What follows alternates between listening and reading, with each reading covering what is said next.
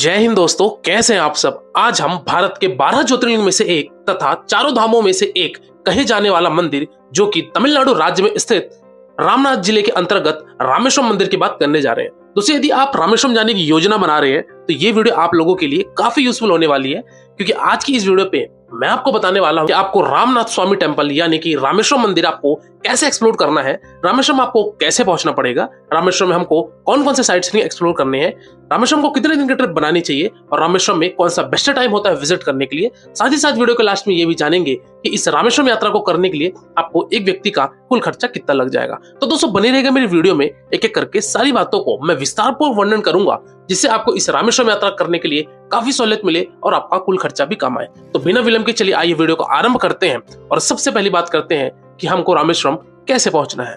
दोस्तों, रामेश्वरम पहुंचने के लिए बेसिकली आपके पास तीन मेजर ऑप्शन आते हैं। पहले ऑप्शन की अगर मैं बात करूं दोस्तों, तो वह आपका बाई ट्रेन का। जैसे यदि आप ट्रेन से आना चाहते हैं तो देश के प्रमुख शहरों से, प्रमुख राज्यों से वेल कनेक्टिविटी आपको देखने को मिल जाएगी रामेश्वरम रेलवे स्टेशन के लिए, जो कि मंदिर से लगभग 1.5 किलोमीटर की दूरी पर स्थित ये रामेश्वरम रेलवे स्टेशन स्थित है। तो यहाँ पे आप बाई ट्रेन के माध्यम से डायरेक्टली रामेश्वरम आ सकते हैं। अगर आप बाई ट्रेन के माध्यम से रामेश्वरम आते हैं तो इसमें से आपका एक बहुत अच्छा एडवांटेज मिलेगा, जो कि यहाँ का newly open Pamban bridge. Pamban bridge दोस्तों, जैसा कि आपको मालूम होगा, पिछले 3 साल से बंद था कंस्ट्रक्शन के काम चालू होने के कारण। तो अभी ये शुरू हो गया है, तो आपको ये सुनहरा व्यू और दृश्य देखने को मिलेगा पंबन ब्रिज में अगर आप बाई ट्रेन के माध्यम से आएंगे। लेकिन आप वही ट्रेन लीजिएगा जो कि पंबन ब्रिज से दिन के टाइम पे गुजरे या फिर सुबह के टाइम पे गुजरे, क्योंकि रात्रकालीन की ट्रेन लेंगे तब आपको पंबन ब्रिज से ये सारा कुछ जो समुद्री दृश्य है ये अच्छा नहीं दिखेगा। तो ये आपको एक प्लस पॉइंट मिलता है अगर आप बाई ट्रेन के माध्यम से डायरेक्टली रामेश्वरम पहुंचते हैं। तो आप रामेश्वरम रेलवे स्टेशन आ जाइए और यहाँ से आप उतर के बाहर ऑटो लीजिए। ऑटो वाला दोस्तों आपको 150 रुपए लेगा और आपको वो मंदिर के समीप में उतार देगा। तो ये तो था दोस्तों आपका पहला ऑप्शन कि आपको बाई ट्रेन के माध्यम से कैसे पहुंचना है। वही अगर बात की जाए दोस्तों दूसरे ऑप्शन की, वो है यहाँ का फ्लाइट का।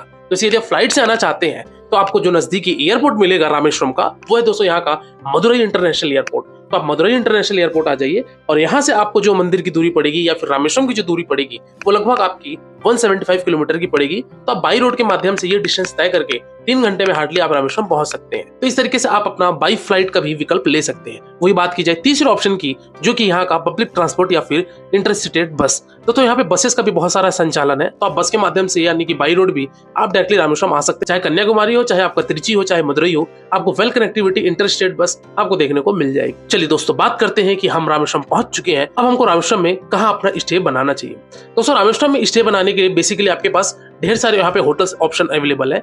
लेकिन अगर मैं बात करूँ अगर आप मंदिर के समीप बनाएंगे तो ज्यादा बेहतर होगा, ताकि आप मंदिर में कभी भी जाके दर्शन कर सकते हैं। वैसे दोस्तों जो रामेश्वरम का मेन टेंपल है, यहाँ पे टोटल 4 द्वार हैं। बेसिकली जो होटल्स हैं ये आपके पश्चिमी द्वार या फिर उत्तरी द्वार के आसपास ज्यादा देखने को मिलेंगे। अगर आप बजट होटल लेना चाहते हैं एसी रूम के साथ तो 1500-2000 रुपए में मिल जाएगा। लेकिन अगर थोड़ा अच्छे क्वालिटी का रूम लेंगे तब आपको दोस्तों 2500 से 3000 रुपए भी पर रूम का देखने को मिल जाएगा, जो कि मंदिर से लगभग 300 से 400 मीटर पे स्थित रहेगा। तो इस तरीके से आप यहाँ पे ढेर सारे ऑप्शंस आपको मिलते हैं। अगर आप कुछ लॉज वगैरह लेना चाहते हैं तो लॉज वगैरह भी आपको 1 किलोमीटर पे देखने को मिल जाएंगे, जिसका चार्ज 200-800 से 900 रुपए 1000 रुपए मैक्सिमम होता है। वहां भी आप अपने स्टे बना सकते हैं। तो ये बातें थी दोस्तों हमको होटल में कहाँ स्टे बनानी है।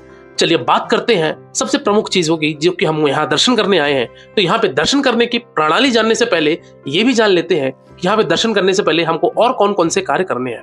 दोस्तों, रामेश्वरम मंदिर में जब आप प्रवेश करते हैं इससे पहले यहाँ पे स्नान की मान्यता है, ऐसा लोग करते हैं, जो कि मैं भी इसी नियम को फॉलो करने के पश्चात ही रामनाथ स्वामी टेम्पल यानी कि रामेश्वरम भगवान के मैंने दर्शन किया। सबसे पहले दोस्तों यहाँ पे अगर बात की जाए तो वो है दोस्तों यहाँ पे अग्नि तीर्थ समुद्र का एक घाट, जो कि यहाँ पे आपको स्नान करना है। पूर्वी द्वार के 200 मीटर पे स्थित ये आपका अग्नि तीर्थ के नाम से यहाँ पे ये घाट को बोला जाता है, या फिर समुद्री का बीच कह लीजिए। तो ये समुद्र के बीच में आपको डुबकी लगानी है, स्नान करना है और ये स्नान करके आप मंदिर में प्रवेश कीजिए।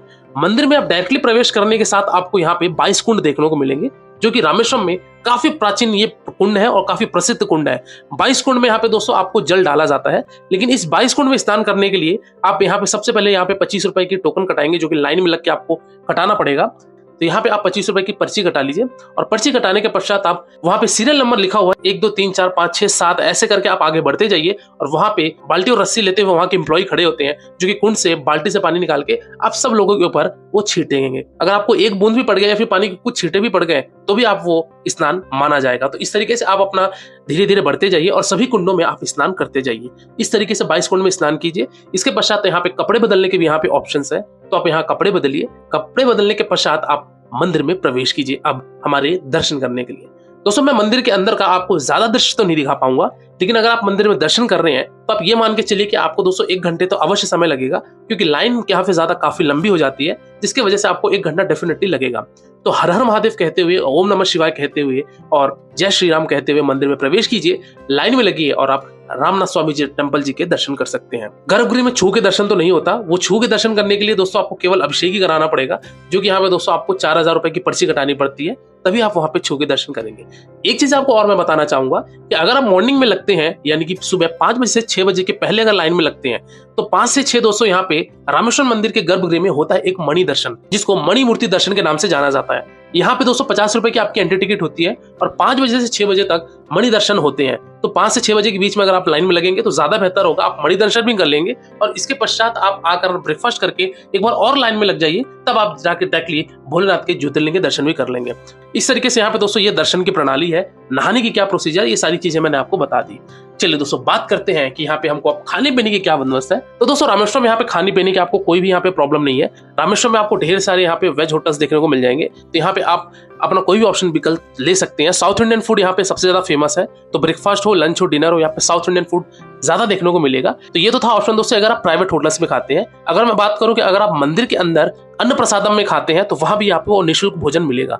दोस्तों सुबह 8 बजे से लेके शाम के 8 बजे तक मंदिर प्रांगण के अंदर साउथ कॉरिडोर से अंदर जाके लेफ्ट लेंगे तो यहाँ पे दोस्तों आपको फ्री निःशुल्क भोजन मिलता है, जिसको अन्न प्रसादम के नाम से जाना जाता है। तो यहाँ पे आप लाइन में लगिए और आप यहाँ पे भरपेट भोजन करके बाहर आ सकते हैं। तो एक ऑप्शन तो ये भी था अगर आप निःशुल्क भोजन करना चाहते हैं तो। चलिए दोस्तों बात करते हैं कि अब हमको इस रामेश्वरम में कौन कौन से दर्शनीय स्थल घूमने हैं और हमको कितने दिन की ट्रिप बनानी चाहिए। तो दोस्तों अगर मैं बात करूं कि रामेश्वरम में अगर आप मॉर्निंग आ गए हैं तो आप 1 नाइट 2 डेज की ट्रिप बनाइए, जो कि आपका सफिशिएंट है।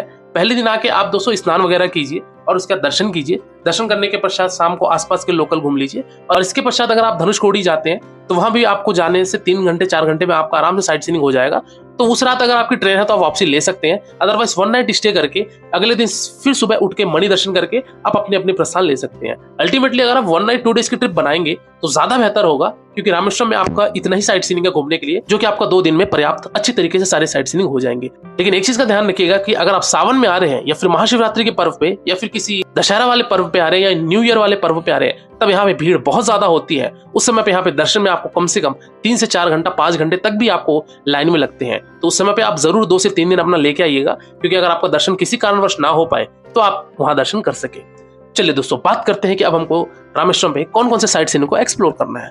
दोस्तों रामेश्वरम से 25 किलोमीटर की दूरी पर स्थित एक स्थान है जिसको बोला जाता है धनुषकोडी, जो कि आप सब ने तो सुना ही होगा। धनुषकोडी जाते वक्त दोस्तों यहाँ पे एक और दर्शनीय स्थल आता है जिसको बोला जाता है कोठांदा रामर मंदिर, जो कि इसको विभीषण टेम्पल के नाम से भी जाना जाता है। दोस्तों जैसा कि कहा जाता है कि रामायण के बाद, यानी कि जब रावण का वध करने के बाद श्री रामचंद्र जी यहाँ रामेश्वरम आए थे, तब यहाँ पे विभीषण का राज तिलक किए थे श्रीलंका के राज सिंहासन के लिए। तो इसी स्थान को बोला जाता है कोठांद रामर मंदिर, जो उसको विभीषण टेम्पल के नाम से भी जाना जाता है। तो यहाँ पे आप आइए, यहाँ पे दर्शन कीजिए और दर्शन करने के पश्चात मंदिर के अपोजिट साइड में यहाँ पे समुद्र के किनारे यहाँ पे एक फ्लोटिंग स्टोन भी देखने को मिलेगा, जो कि राम सेतु बनाने के समय पे जिस पत्थर का उपयोग किया गया था वही पत्थर का एक छोटा सा यहाँ पे अंश है। तो यहाँ पे आइए, 20 रुपए यहाँ पे आपको एंट्री देनी पड़ती है और उसके बाद जाके आप दर्शन कीजिए, आप फ्लोटिंग पत्थर को छू सकते हैं, वीडियोग्राफी फोटोग्राफी कीजिए और उसके बाद वहां से बाहर आ जाइए। तो इस तरीके से पहला साइट सीइंग तो आपका ये रहा। इसके पश्चात हम बढ़ेंगे दोस्तों अपने अगले स्थान पर, जो कि है धनुषकोडी के और 3 किलोमीटर आगे, जिसको बोला जाता है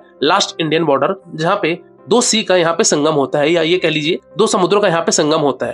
तो जो कि आप यहाँ पे आएंगे जिसको लास्ट इंडियन बॉर्डर बोला जाता है, और कहा जाता है कि इसी स्थान से अगर 30 किलोमीटर की डिस्टेंस देखा जाए तो श्रीलंका कंट्री स्टार्ट हो जाती है। तो इस तरीके से यहाँ पे भी आपको समय एक्सप्लोर कीजिए और ये लास्ट इंडियन बॉर्डर घूमने के पश्चात आप आ जाइए वहां से 3 किलोमीटर आगे धनुषकोडी में। धनुषकोडी दोस्तों एक छोटा सा गांव था, जो कि पहले आज से 1964 तक यहाँ पे एक रेलवे स्टेशन हुआ करता था, जो कि धनुषकोडी रेलवे स्टेशन के नाम से जाना जाता था। यहाँ पे आज भी खंडित रेलवे स्टेशन आपको देखने को मिलेगा। 1964 की सुनामी में यहाँ पे सब कुछ तबाह हो गया था। एक सवारियों से भरी पैसेंजर ट्रेन भी इस समुद्र में समा गई थी, इतनी भयंकर सुनामी आई थी। तो यहाँ पे आज उसके कुछ अंश आपको देखने को मिलेंगे। तो यहाँ पे आप आ जाइए। इसके साथ ही साथ यहाँ पे चर्च भी देखने को मिलेगा, टूटी फूटी हालत में यहाँ पे देखने को मिलेगा। साथ ही साथ यहाँ पे एक पोस्ट ऑफिस था, तो पोस्ट ऑफिस की भी यहाँ पे खंडित आपको कुछ दृश्य देखने को मिलेंगे। तो ये सारी चीजें धनुषकोडी के घूमने के पश्चात अब बढ़ चलिए अपने सिटी रामेश्वरम की तरफ। रामेश्वरम में भी दोस्तों एक साइट सीइंग है जिसको बोला जाता है एपीजे अब्दुल कलाम हाउस, जो कि हमारे इंडिया के पूर्व राष्ट्रपति हुआ करते थे। तो वो एपीजे अब्दुल कलाम का हाउस इसी रामेश्वरम पे है। तो यहाँ पे भी आप आइए, या फिर कलाम हाउस के नाम से यहाँ पे आ सकते हैं। इसके पश्चात आप बढ़ चलिए अपने अगले साइट सीइंग की तरफ, जो कि है दोस्तों यहाँ का रामकुंड। दोस्तों रामकुंड के पास यहाँ पे दो चीजें हैं। एक तो है पहला दोस्तों ये रामकुंड, यहाँ पे दोस्तों काई लगी हुई है क्योंकि यहाँ पे स्नान अभी वर्जित है। तो रामकुंड पे आइए, इसी के ठीक अपोजिट साइड में यहाँ पे एक टेम्पल है जो कि यहाँ पे राधा कृष्ण जी का टेम्पल है। यहाँ पे लक्ष्मण जी भी यहाँ पे विराजमान है, तो यहाँ पे दर्शन कीजिए। और इसी के बगल में एक और मंदिर है जिसको राधा कृष्ण मंदिर के नाम से जाना जाता है। यहाँ भी जाइए, यहाँ भी मत्थे टेकिए, दर्शन कीजिए। इसके पश्चात आप निकल पड़े अपने अगले साइड सीनिंग की तरफ, जो कि है दोस्तों यहाँ पे अगला आपका हनुमान टेम्पल। दोस्तों यहाँ पे हनुमान टेम्पल भी है, तो यहाँ पे आप जाइए, बजरंगबली के दर्शन कीजिए, मत्थे टेकिए और इसके पश्चात आप निकल पड़िए अपने लास्ट और अगले साइड सीनिंग की तरफ, जो कि है दोस्तों यहाँ पे नटराज मंदिर, जो कि भोलेनाथ को समर्पित ये नटराज स्वामी जी का टेम्पल है। तो यहाँ पे दर्शन कीजिए। इसके पश्चात आप अपनी उस दिन वापसी ले लीजिए, शाम की या रात की, और या फिर आप वहां स्टे कर सकते हैं। तो इस तरीके से ये थे आपके रामेश्वरम के दर्शनीय स्थल या फिर लोकल साइट सीइंग की आपको कौन कौन से साइट सीइंग एक्सप्लोर करने हैं। हालांकि यहाँ से 9 किलोमीटर की दूरी पर स्थित एक और स्थान है जिसको बोला जाता है एपीजे अब्दुल कलाम मेमोरियल, जो कि उनकी समाधि का स्मारक बना हुआ है, तो वहां भी आप जा सकते हैं। साथ ही साथ पम्बन ब्रिज भी जा सकते हैं। अगर आप पम्बन ब्रिज बाई ट्रेन नहीं देख पा रहे हैं या फिर अगर आप बाई रोड आ रहे हैं तो फिर पम्बन ब्रिज भी आप जा सकते हैं। वहां से आपको ऑटो वाला दोस्तों 700-800 रुपए लेगा और आपको वो पम्बन ब्रिज में विजिट करके वो चीजें भी देख सकते हैं। तो इस तरीके से दोस्तों आपका रहा रामेश्वरम के साइट सीइंग, जो कि 1 नाइट और 2 डेज के लिए सफिशिएंट होता है। चलिए दोस्तों बात करते हैं लास्ट और अंतिम की, इस रामेश्वरम यात्रा को करने के लिए हमको एक व्यक्ति का कुल खर्चा कितना लग जाएगा। तो दोस्तों यदि मैं बात करूं कि अगर आप रामेश्वरम टेम्पल 1 नाइट 2 डेज की ट्रिप करते हैं और अगर आप एक बजट होटल में रुकते हैं और साथ ही साथ आप अगर भोजनालय में खाना खाते हैं, यानी कि जो मंदिर के ट्रस्ट का अन्न प्रसादम है वहां आप भोजन ग्रहण करते हैं, तो मैक्सिमम टू मैक्सिमम आपका एक व्यक्ति का जो खर्चा आएगा वो आएगा दोस्तों 1000 से 1500 रुपए, जो कि आप इसमें साइट सीइंग कर लेंगे, दर्शन कर लेंगे, होटल एकोमोडेशन और खाने पीने की जो भी खर्चे हैं, ये सब खर्चे को अगर जोड़ा जाए तो आपका 1000 से 1500 रुपए मैक्सिमम आएगा और आप रामेश्वरम धाम को अच्छे से एक्सप्लोर कर लेंगे। तो दोस्तों ये रहा आपका रामेश्वरम मंदिर का एक संपूर्ण वर्णन। इसके बाद भी दोस्तों अगर आपको कोई डाउट है या फिर अगर आपके मन में कोई प्रश्न है तो आप मेरे इंस्टाग्राम यात्रावास आईडी में विजिट कीजिए। डेफिनेटली आपको मेरे द्वारा या मेरी टीम के द्वारा आपको रिप्लाई दिया जाएगा और आप किसी दूसरी वीडियो में खो जाए इससे पहले आप मेरे चैनल यात्रावास को सब्सक्राइब कीजिए। आज की वीडियो में दोस्तों फिलहाल इतना ही, मिलते हैं फिर एक नई वीडियो में एक नई यात्रा के साथ, एक नए विषय के साथ। तब तक के लिए शुक्रिया। जय हिंद, हर हर महादेव, जय श्री राम। आपकी यात्रा सफल, सुखद एवं मंगलमय हो।